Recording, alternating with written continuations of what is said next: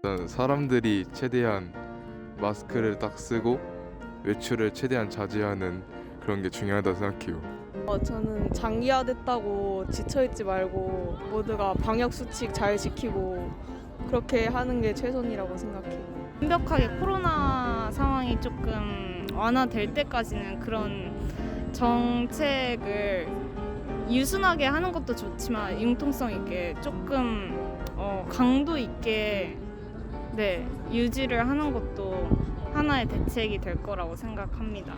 영화 이집트 왕자 속 저주를 아시나요? 개구리 떼의 출몰, 파리와 모기의 습격, 하늘이 보이지 않을 정도로 덮인 메뚜기들, 가축과 사람에게 발생한 역병, 9가지 재앙 이후 사람들은 이집트를 떠나 적과 꿀이 흐르는 땅으로 가게 되죠. 어린 시절 영화를 보며 정말 무섭다고만 생각했던 일이 우리에게도 벌어진 듯합니다. 코로나가 지구를 덮쳤지만 우리는 지구를 떠날 수 없습니다. 그렇다면 우리는 이 위기를 어떻게 극복해야 할까요? 우리가 만난 시민들은 코로나19의 해결책으로 방역수칙을 이야기했습니다. 널 위해 뛰는 기자들 널뛰기는 코로나19를 근본적으로 해결할 방법이 무엇인지 알아봤습니다.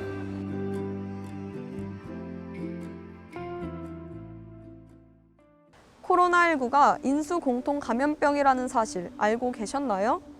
인수공통 감염병은 사람과 동물 사이에서 상호 전파되는 병원체에 의한 전염성 질병입니다.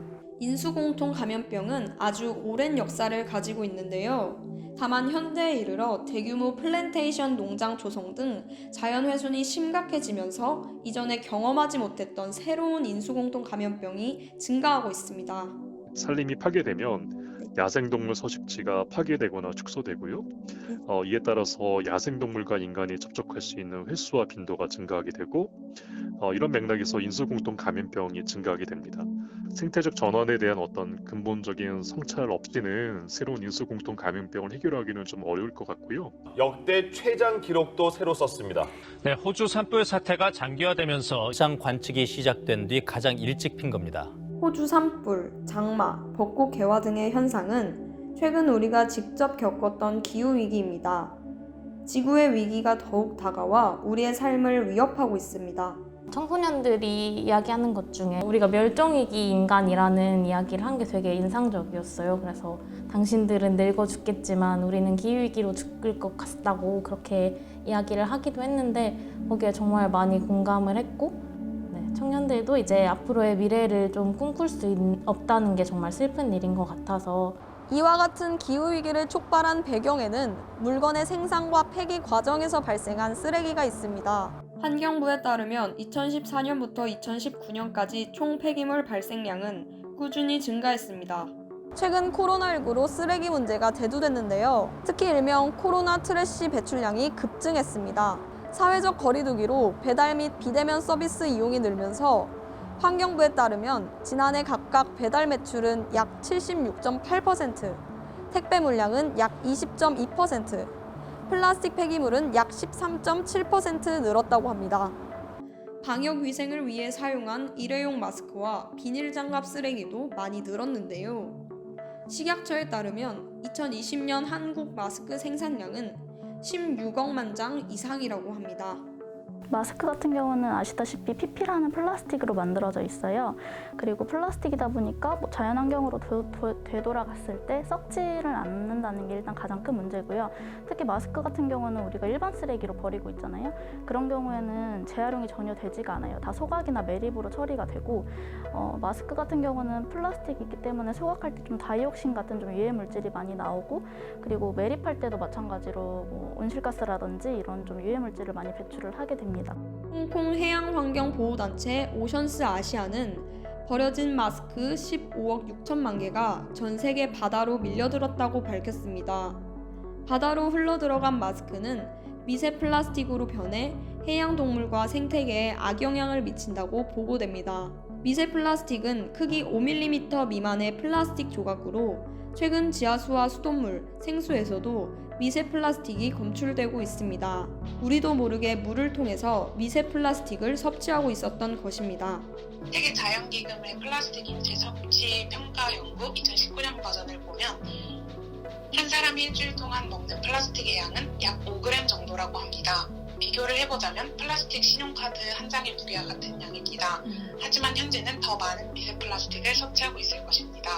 널뛰기는 녹색연합 서재철 전문위원을 만나 기후 및 생태 위기의 심각성과 우리가 이에 경각심을 가져야 하는 이유를 더 자세히 들어봤습니다. 기후변화라는 것 자체가 인간이 이 지구를 과도하게 약탈, 수탈, 이용하는 과정에서 지구의 자연환경의 질서와 균형을 깨트리면서 그것이 누적돼서 기상의 변화 그리고 또 기후의 변화로 온 거기 때문에 지금 기후변화의 위기는 지금 우리가 이제부터 정신 차린다 하더라도 뼈를 깎는 그래서 IPCC 지구의 국제 간의 기후 변화 협의체에서도 앞으로 10년 약 40%의 탄소를 줄이는 이건 정말 우리에게는 삶의 질서 자체를 근본으로 바꿔야 되는 이 생물이 한 종 한 종 사라지는 것은 바로 그 경고등입니다. 언젠가는 인간 너희도 사라질 수 있다라는 무서운 경고인데 한반도에서는 기후변화가 아직 직접적으로 변화로 다가오지 못했는데 백두대간과 국립공원, 아고산대의 침엽수들이 이제 집단 고사하고 있습니다.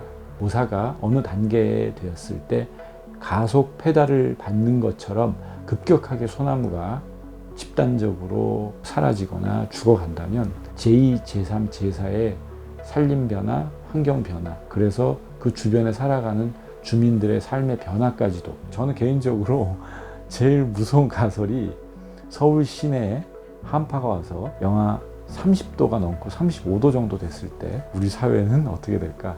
여기서 가장 끔찍한 가설은 소위 이제 3대 라이프라인망이 있습니다. 전기, 가스, 상수도. 겨울에 상수도가 만약에 공급이 안 된다. 그러면 어떤 일이 벌어질까요? 도시가 마비될 겁니다. 상수도가 이틀만 공급이 안 돼도 서울시는 끔찍한 상상을 초월하는 사람들이 용도를 어디다 처리할까? 이건 아주 하나의 예시고요. 끓는 냄비 속에 들어있는 개구리는 따뜻한 물 속에서 서서히 죽어갑니다. 우리도 냄비 속 개구리와 같은 대응을 하고 있는 게 아닐까요? WMO에서 발표한 2020년 기후위기 보고서에 따르면 한계점으로 잡고 있던 1.5도 기온 상승까지 단 0.3도밖에 남지 않았다고 합니다. 그런데도 아직까지 심각성에 대한 인식과 실천이 부족하다고 전문가들은 입을 모아 말합니다. 동국대 바이오 환경과학과 우충영 교수는 인류 누구나 공통적으로 느끼는 환경에 대한 위기를 극복하기 위한 실천 행동으로 생태적 전환의 개념을 설명했습니다. 대중교통 이용, 텀블러 사용하기 등 우리가 알고 있지만 실천으로 옮기는 것이 중요하다고 전했습니다. 널뛰기는 생태적 전환을 통해 환경적 실천을 하고 있는 사람들을 만나봤습니다. 제가 일상생활에서 실천하고 있는 개인적인 작은 습관들로는 천생리대 사용하기, 플라스틱 용기에 담긴 바디워시 대신 고체 비누 사용하기, 동물성 성분인 우유 대신 두유 마시기, 양치할 때 컵 사용하기, 전자영수증 받기, 볼펜심 갈아서 재사용하기, 안 쓰는 코드는 뽑아두기, 대나무 칫솔 사용하기, 채식하기 등이 있고 텀블러 다회용 장바구니, 다회용 빨대 등은 저한테는 이미 너무 당연해진 일이라서 이미 생활화가 많이 되어버렸습니다.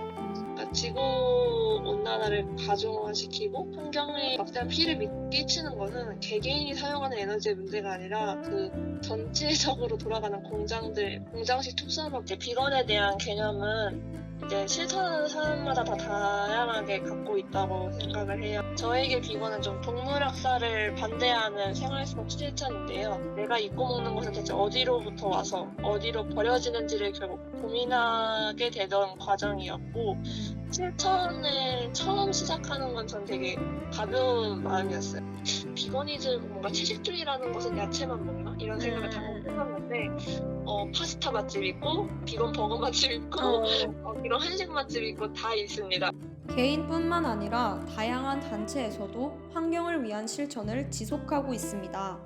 작년 같은 경우에는 이제 플로킹이라고 걸으면서 쓰레기를 줍는 그런 활동을 진행을 했어요. 근데 단순히 쓰레기만 줍고 끝나는 게 아니라 이 쓰레기를 보고 어떤 브랜드의 쓰레기인지 농심이면 농심, 롯데면 롯데 뭐 이렇게 분류를 하고 그리고 페트병이면 페트병 이렇게 좀 분류를 해서 어떤 쓰레기, 어떤 브랜드가 가장 많이 나왔는지도 같이 분석을 했거든요.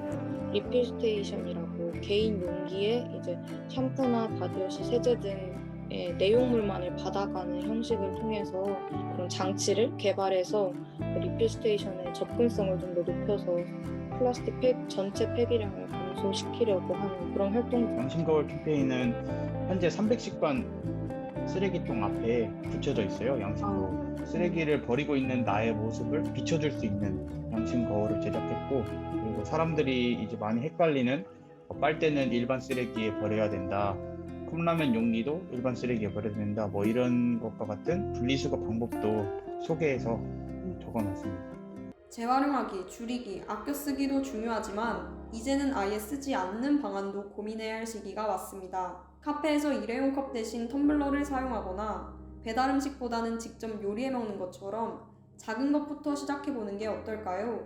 환경 문제에 관심을 가진다고 하고 하지만 내가 텀블러 하나 안 쓰는 거 별로 크게 영향 안 끼쳐라는 그 마인드가 계속 쌓이면 결국 그런 개인의 영향력이 자꾸만 작아지는 것 같아서, 기업도 결국 우리가 계속 사니까, 우리가 계속 써주니까 그걸 만들잖아요. 그래서 우리가 그걸 안 쓰면 좀 더 목소리를 내고 영향력을 끼치면 그들도 바뀔 것이기 때문에 우리의 하나하나의 영향이 가장 중요하다. 결국에는 개인이 이뤄 나가야 한다라고 생각을 합니다.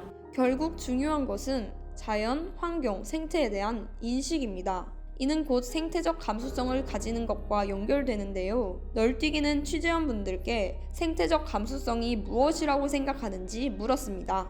빨대를 쓰는 게 찝찝하기 시작하고 뭔가 일회용품에 담아오는 게 찝찝하기 시작하면 그때부터 시작된 거라고 생각하거든요. 환경에 대한 관심이든 뭐든 모든 사람이 뭔가 약간 이런 마음의 찝찝함? 뭔가 시작인 것 같아요. 내가 여태껏 누려왔던 권리가 무엇이었고, 그러면 내가 앞으로 해야 할 의무가 무엇인지라는 것을 이해해야 된다는 맥락에서 인간에게는 뭔가 자연적 자아도 존재해야만 한다라고 말을 하고 싶고요. 자연 속에서 살아가는 나라는 사람은 어떠한 자아를 가질 것인가를 고민하고 뭔가 그 자아의 권리와 의무를 알고 행동해야 할 필요가 있다고 생각을 합니다. 작년에 농활을 짧게 한 일주일 정도 갔다 왔는데, 우리가 같은 땅을 공유하면서 살아가고 있는 그냥 다른 존재로서 공존하는 방향을 잘 잡아가야 한다라는 생각이 들었는데, 우리가 계속해서 그 마음을 잊지 않고 좀 자연의 아름다움, 신비로움을 알면서 가져가는 것이 생태적 감수성이 아닐까. 인간 중심으로 자연을 그저 이용과 소비의 대상으로 보는 게 아니라, 얘들이 말은 못하지만 저 풀 한 폭이 나무 한 그루도 생명을 가지고 있구나. 그렇다면 나도 생명, 동식물도 생명.